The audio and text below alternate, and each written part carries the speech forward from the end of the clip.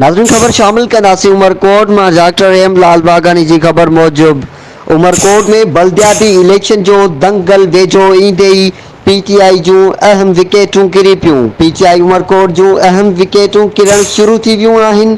अॻूणे एमपीए खान साहब अब्दुल करीम पली जे पोटे खान साहब हसन रसूल पली ऐं पीटीआई एमएनए लाल माली जो वेझो साथी सेठ धर्मदास पीटीआई के अलविदा करे पीपल्स पार्टी में शमूलियत जो ऐलान करे छॾियो।